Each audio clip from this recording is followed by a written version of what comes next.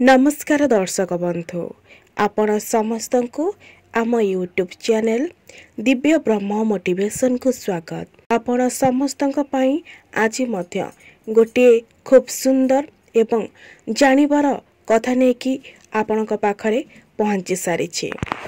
आमर रीतिनीति आमर ओडिया परंपरा रे आमे सबुबले सबकिछि मानि था। आम संस्कृति आम परंपरा आम परिचय सबुठु नियारा एवं आमे सबुबले चेष्टा करिथाउ आम परंपरा आम रीतिनीति को नहीं चलिबा पाए। आमे सबुबले देखिथाउ कि जो मानकर स्वामी मृत्युवरण करिथांती सेही स्त्री लोक माने धला पोशाक पिंधंती। तेबे सेमाने धला पोशाक पिंधिबार कारण कौन पाई विधवा माने धला पोशाक पिंधंती एहार कारण जानिबा पूर्वरु जदि आपण माने चैनल रे नुआ अछंती तेबे हमर यूट्यूब चैनल को सब्सक्राइब करि दियंतु एवं वीडियो को शेष पर्यंत देखंतु। प्रत्येक कथा आपण माने जानि परिबे। तेबे चलंतु आरंभ करिबा कौन पाई विधवा माने धला पोशाक परिधान करंती। कुंभकर्णर मृत्यु परे तार स्त्री अहरह शिवंक 3 मंत्र को जप कले। बहु कष्ट सही तप करिबा फलरे शिव तार जप तपरे संतुष्ट होई दिने तांकरी आगरे उपस्थित हेले। उपस्थित होई कहिले, माँ काहींके मते एते प्रार्थना करुछ, मु तुम प्रार्थना रे संतुष्ट, कौन बर मागुछ माग। सेतेबेले कुंभकर्णर स्त्री कहिथिले, प्रभु अप्राप्त बयसरे मोर स्वामींकर निधन हेला।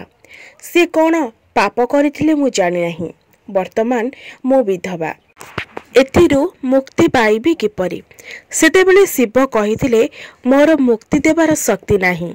मुक्ति देबार शक्ति केवल शुक्लांबधर विष्णुकर अछि, जे कि जुगे जुगे तथा सर्वदा शुक्लांबर परिधान करी अहरह क्षीराबधि शयन करती। से मुक्तिर प्रतीक। एणु तुमे निरामिषाणी होई शुक्ल वस्त्र परिधान करी आजिठारु नारायण अष्टाक्षर मंत्र जप कर। से चाहिले तुमे मुक्ति पाइब।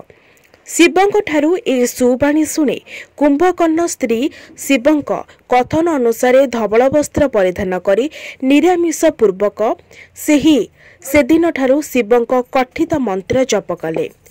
किछि दिन परे भगवान निजे उपस्थित होई वर प्रदान करी कहिले, वर्तमान जुगरे तुमर मुक्ति नाही। द्वापर जुगरे मु कृष्ण रूपरे अवतार नेबी। तुमे ललिता सखी रूपरे जन्म नहीं मोर सेवा कले मुक्ति पाइब। एबे जेपरी धवल वस्त्र परिधान करुछ सेपरी धवल वस्त्र परिधान करी मते चिंता कर। सेही दिन ठारू समस्त विधवा माने धवल वस्त्र परिधान कले। पुनश्च धला वस्त्र हेउची सात्विकर लक्षण।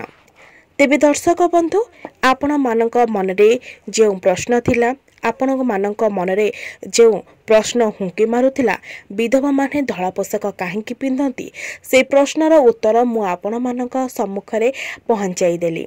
तेबे जदि एही भिडियोटी भल लागिछि निहाती भावरे गोटे लाइक करिवे, कमेंट करिवे एवं शेयर मध्य करिवे एवं चैनल को सब्सक्राइब करि दियंतु। एमती आपनक मनरे थिबा प्रश्नर कथा को नेकी आपनक सम्मुखरे पहुंचाइबी। रहुछि नमस्कार, जय जगन्नाथ, जय मां शारदा।